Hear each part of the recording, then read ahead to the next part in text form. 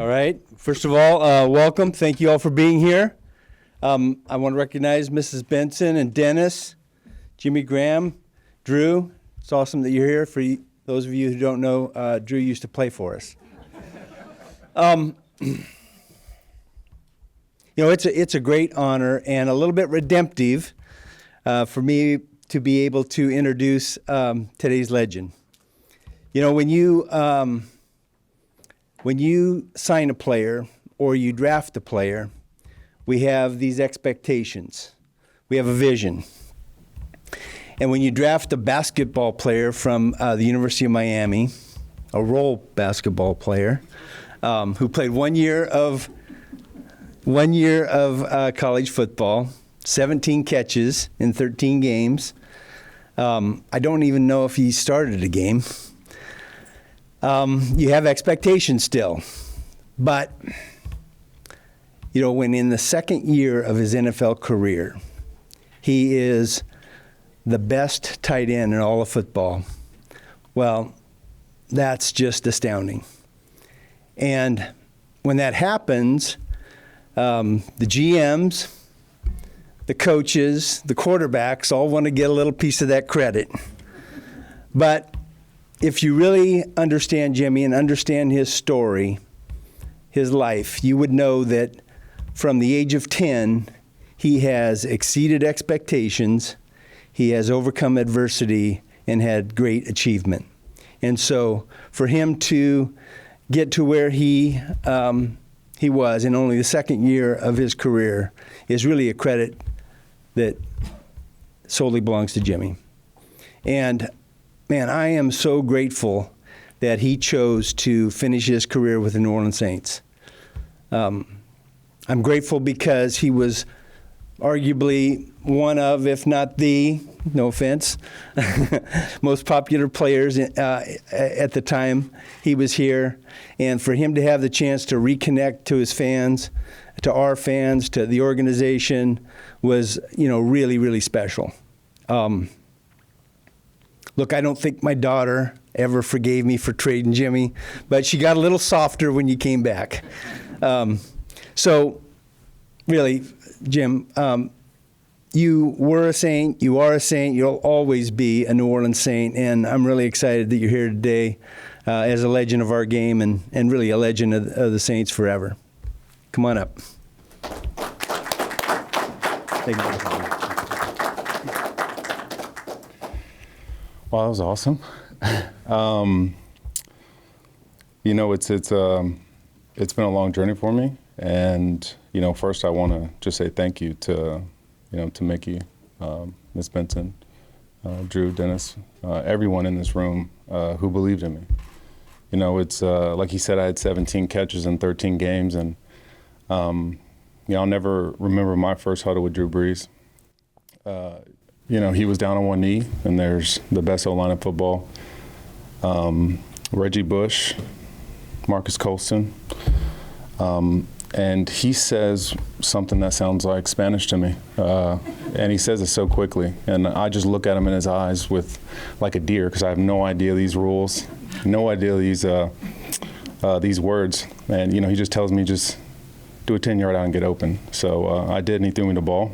And, it's anything that happened in my career was truly because people believed in me. And, this franchise, my coach, our GM, and Sean Payton believed in me and gave me a chance. And, it's unbelievable to be back here and to be able to retire as a Saint for this city, for this organization.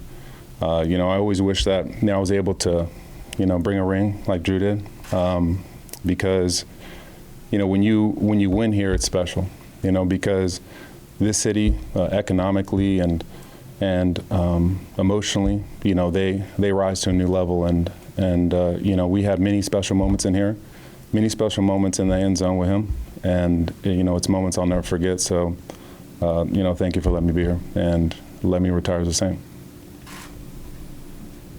Any questions?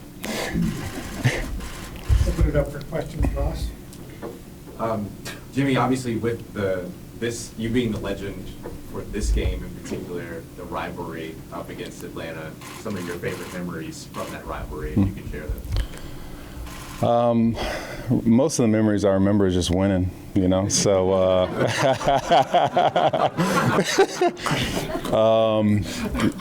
obviously, I picked this game for a reason. We had many battles versus Atlanta. I think that Atlanta brought the best out of us. Because of that rivalry. They had a high-powered offense, great defense, and so do we. And when you play a team that's every game goes to last possession. It's always going to bend you and show you who you are. Through that pressure is really when you really find out who you are. And so obviously it had to be here. But my greatest moment obviously was an out and up with Drew Brees, and was able to bend the goalposts and shut a game down for about 20 minutes. So, unfortunately, the next time I did that, I was fined $30,000. So that was certainly the last. So, yeah. With your basketball background, was bending the rim similar to shattering the backboard? Most definitely. I mean, I think first is because no one had ever done it before. I think I had probably one too many meals that day. I think I was about 275. So. That'll be a moment. I remember, Mark Ingram jumping on my back and, punching the goalposts. But that's how all these games are played, with so much emotion. They were so fiery, and I'm really looking forward to seeing the boys tonight, play the same way. I think you've had some time to kind of digest it, look back on it. What did it mean to you to have that year where you came back here, able to finish your last game here? Yeah, that year to me, was very important because, I became a man in the city. I grew in the city. I learned football in the city. Everything that I have in my life truly is because of the New Orleans Saints in the city. And, I just wanted to make sure that, I came back and showed my appreciation. And, I showed everyone in this organization, what this place means to me. It's a place that, will forever be my home. I consider it home. And, every time I fly into Lakefront, that's certainly what it feels like. Jimmy, when Mickey said second year in the league, you become the best tight end, how much did you imagine that being possible here in the NFL? I would say my first week, I was just trying to make the team. So, I'll never forget a conversation I had. I think it was probably maybe a month in. And, one of my teammates, he came over and told me, he said, I played with Antonio Gates when he was young. I was there for his first start. And, he told me that I had the ability to be as good or better than him. And, when you hear those words and you've only been playing football for a year, it's hard to believe. But, that really, did something to me. It really pushed me to work. Obviously that guy is sitting right here. And, when you see how hard he worked and you just mimic what he's doing, really, truly anything's possible. So, I think my rise so quickly really had less to do about me and more to do about the people that were around me. It had more to do about the leadership of Drew Brees, the leadership of Jonathan Vilma, the leadership of Marcus Colson. Everybody thinks he's quiet, but, he talked to me a lot. And, I think that's really what it was I was hungry, yes, but it was the leadership that I had around me, truly. Jimmy, coming out of college, you played in the Senior Bowl. What did that mean to you? What was that like for you? And you're on the 75-year anniversary. Can you imagine having the type of career that you had? No, I remember getting invited to the Senior Bowl as I was probably like our fourth backup and was a little confused at the time. But to be able to play and, I played for Miami's coaching staff. And what I learned there, what I was challenged with, I was 6'7", playing fullback for about a day and a half. So quickly, it really taught me that I need to learn how to run seams so I can stop doing that. But, obviously it's a big honor, when you're invited to something like that. And again, people who believe in you, because, at the time people wanted to see, if I really was a football player or if I was just a basketball player. So, that did a lot for me, and it's a blessing to be on their anniversary team. What did it take for you sort of mentally from the beginning to where you were, just in terms of saying yes to opportunities like that, even though they surprised you? Yeah. For me, it was. I'm the type of person, I jump at every opportunity. So how can you say no to something like that? Even if it might expose maybe the things that you're not good at. Which at the time was quite a bit. And I think that also showed that I'm willing to try and do anything. I think it showed that I'm not scared to go out there and embarrass myself in, the chase for trying to be good, or eventually it was trying to be great. So, I've always been that type of person. Obviously just rode across an ocean, which I'm also retiring at that. But, it's just a part of my personality. Some doors have been open. There was a lot fewer doors when I was a kid. But every time a door opened, I just ran through at full speed and figured it out. Jimmy, now that you've retired and crossed the Arctic Ocean, do you have a next big challenge in mind? I'm not as good as my words would like Drew is. So, I won't be announcing because, he's got the pretty face.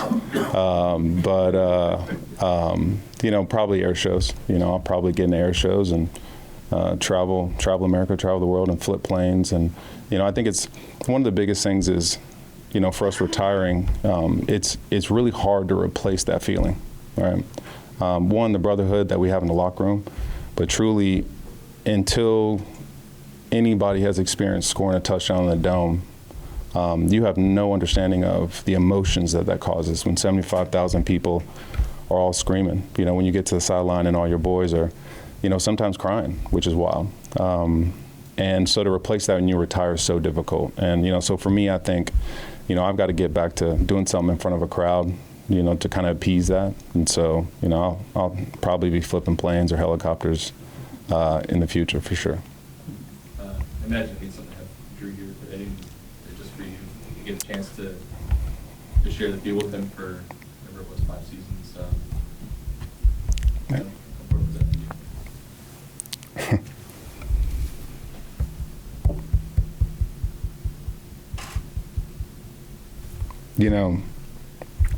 you? Drew's like a brother to me, and I always wish I had more time with him.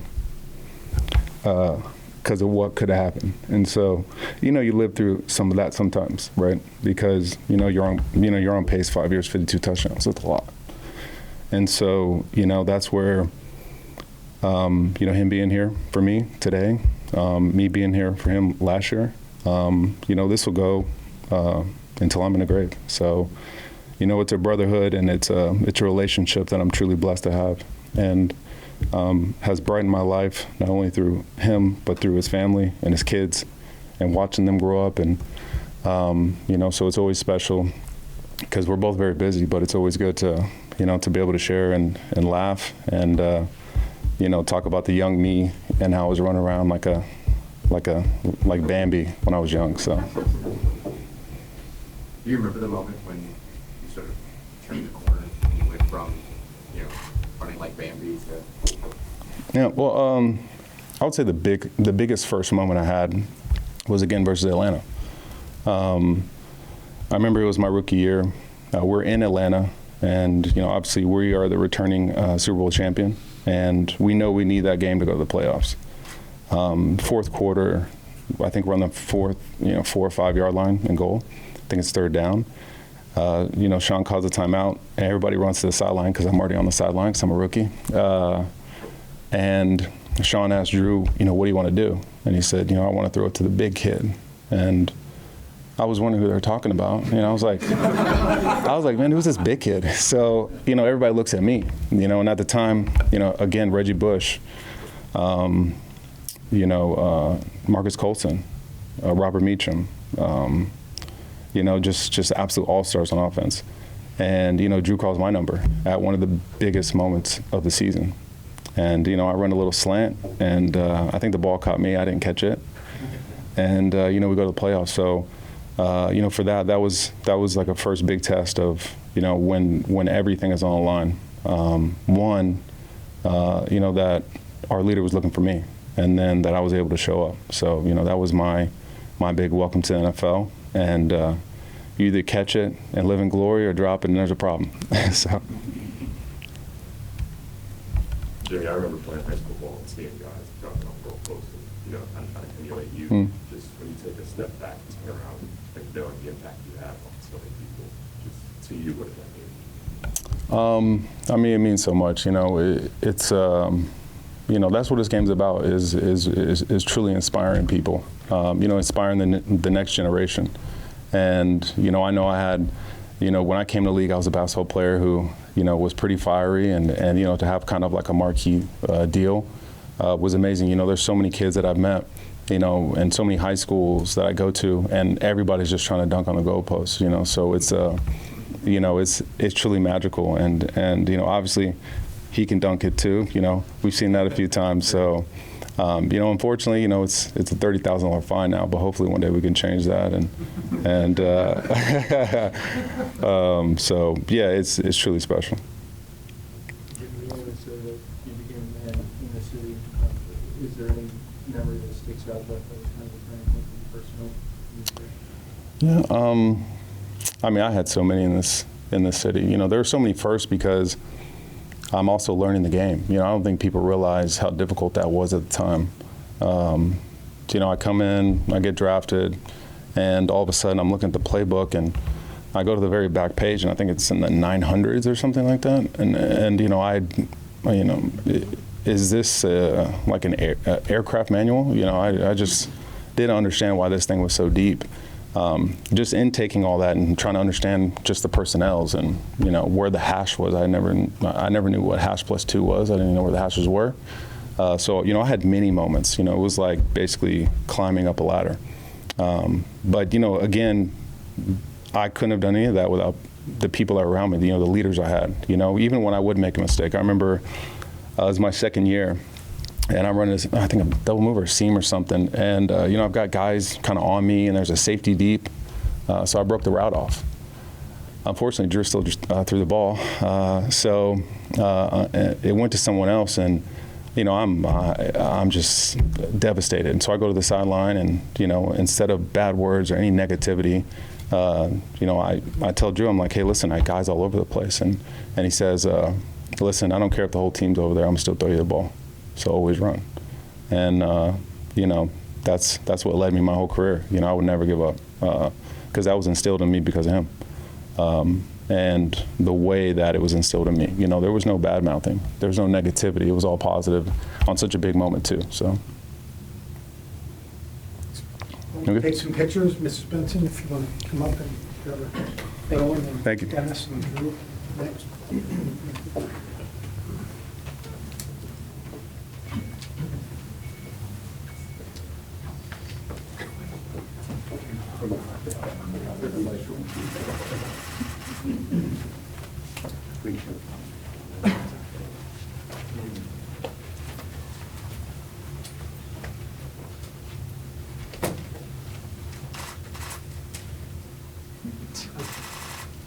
Joel, just a little bit more, just so you're all on the mic. Sure. Okay, perfect. Thank you. Now look at Pete. Thank you. Right here. Thank you. All right? Joel?